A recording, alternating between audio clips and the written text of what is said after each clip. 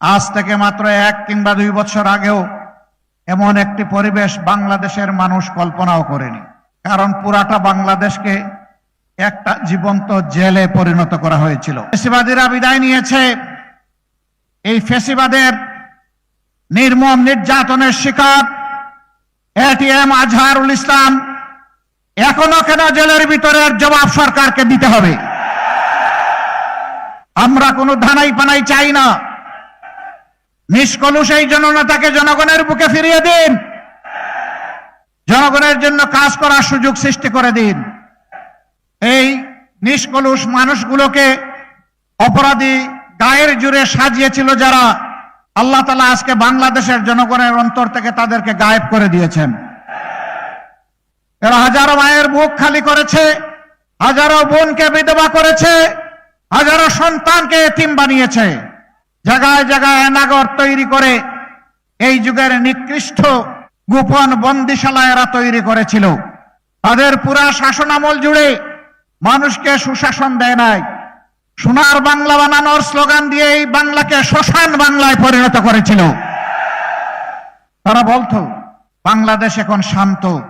আমি বলতাম হ্যাঁ ঠিকই, বাংলাদেশ শান্ত, তবে এটি সেই জীবন্ত বাংলাদেশ নয়, এটি একটা গুরুস্থান। গুরুস্থানে মুর্দারা যেমন কথা বলে না, বলতে পারে না, বাংলাদেশের 18 কোটি মানুষের কণ্ঠ থেকে তাদের কণ্ঠের ভাষা হাইজ্যাক করে নিয়ে যাওয়া হয়েছিল। কথা বলার অধিকার ছিল না। প্রতিবাদ করলেই প্রতিবাদী মানুষের উপর জুলুমের পাহাড় ভেঙে পড়ত। এই 15 বৎসরে তারা খুন করেছে, গুম করেছে, তারা ধর্ষণ এবং লুণ্ঠনের মহারাজত্ব কায়েম করেছে, চাঁদাবাজ দিয়ে জায়গায় জায়গায় বাংলাদেশকে নাপাক করেছে। সবচেয়ে বড় আঘাত দিয়েছে তারা বাংলাদেশ জামাতে ইসলামের উপর।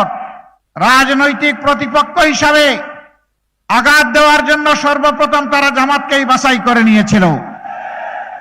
আমাদের মাথার তাজ 1-2 জন করে 11 জন সম্মানিত দায়িত্বশীল নেতাকে তারা জুডিশিয়াল কিলিং এর মাধ্যমে দুনিয়া থেকে বিদায় করেছে। 5 জনকে অন্যায়ভাবে ফাঁসি দিয়েছে। আল্লামা দেলওয়ার হোসেন সাঈদী সহ 6 জনকে জেলের ভিতর মৃত্যুর দিকে ঠেলে দিয়েছে। আমরা সকল হত্যাকাণ্ডের বিচার চাই।